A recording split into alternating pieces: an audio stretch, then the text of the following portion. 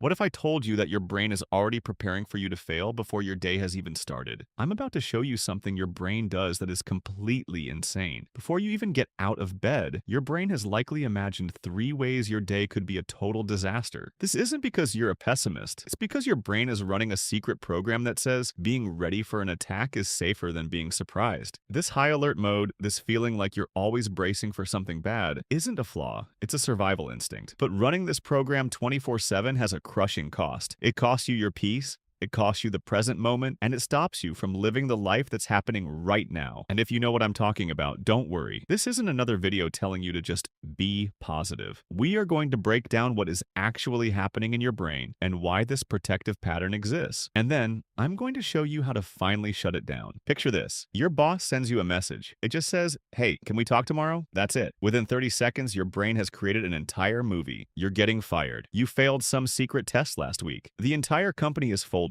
You start planning how you'll act, what you'll say, and you even practice the face you'll make when you get the bad news. You have literally lived through the worst day of your life 4 times before you even go to bed. And the next day, your boss just wanted to change a meeting time. All that stress, all that panic was for nothing. A crisis that was never real. But here's the question you've probably never asked. Why did our brains do that? This isn't just overthinking. This is something huge. And once I show you what it is, you will never see your own brain the same way again. Your brain is not built to make you happy. It is built to survive. To keep you alive for thousands of years, your brain followed one simple rule. Pay extreme attention to what could go wrong. This isn't a bug. It's a feature from a million years ago. The cavemen who heard a noise and thought, "lion," lived way longer than the cavemen who thought, "it's probably just the wind." Being paranoid was a superpower. That ancient wiring is still in your head, but instead of lions, it's now freaking out over weird emails. The threat detector in your brain is like a smoke alarm that goes off every time you make toast. It would rather give you 100 false alarms than miss one real fire. So today,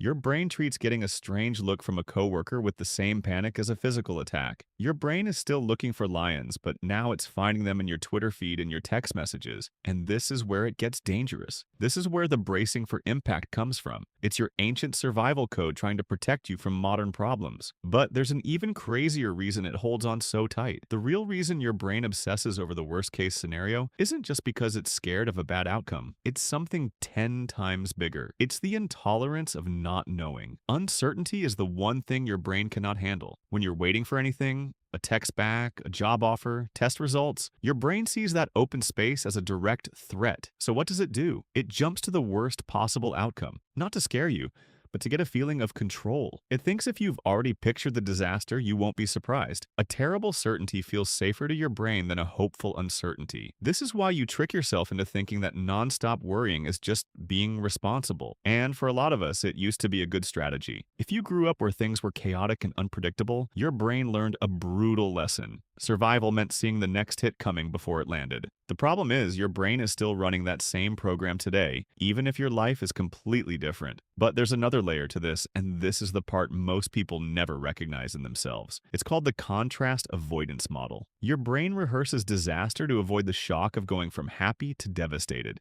Think about it. If you're already feeling kind of terrible, bad news doesn't hurt as much. The sudden drop from joy to pain is what your brain is trying to avoid at all costs. So it keeps you in a state of low-level dread, 24/7. It's exhausting, but your brain thinks it's a genius move to avoid surprises. This constant bracing for impact becomes a self-fulfilling prophecy. The more your brain looks for threats, the more threats it finds. You train your brain to find danger, so it starts seeing danger everywhere.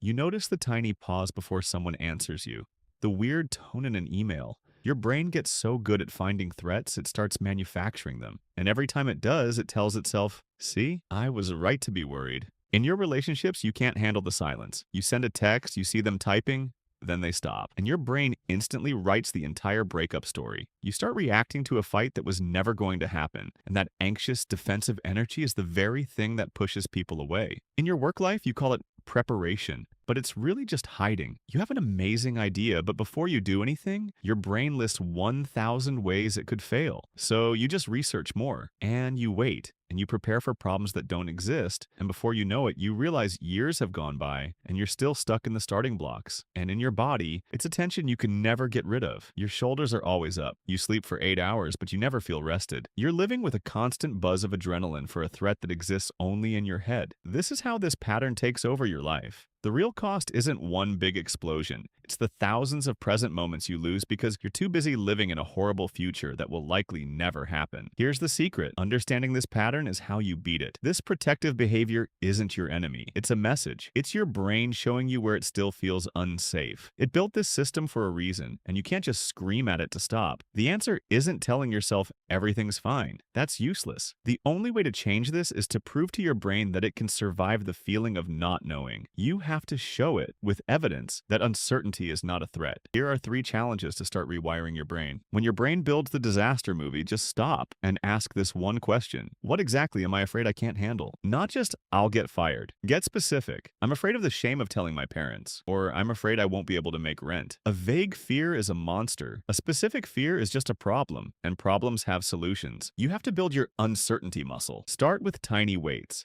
Deliberately let small things stay unknown for longer than you want. Don't look up the restaurant menu beforehand. Send an email without rereading it 20 times. Fight the urge to text for an immediate answer. Every time you do this and the world doesn't explode, you give your brain proof that you don't need to panic to stay safe. When that wave of anxiety hits, see it for what it is. Acknowledge the feeling without believing the story. Tell yourself, I am noticing the feeling of anxiety, not something is definitely wrong. Your thoughts and feelings are just clouds passing by. They are not the sky. Creating this tiny gap stops a feeling from becoming a fact. You aren't your thoughts.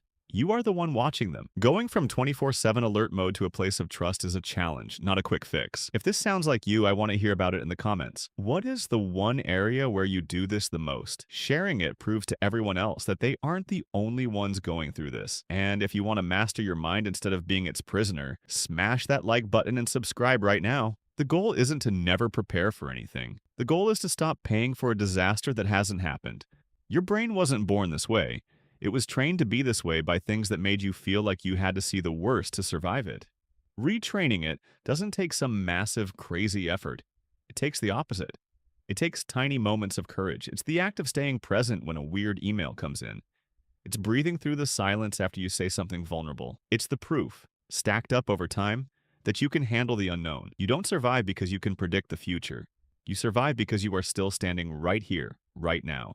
That vigilance was your armor. It kept you safe. Now you can learn to turn it into a tool you use when you need it, not a prison you live in every single day. And in that space, you will find the freedom you were looking for all along.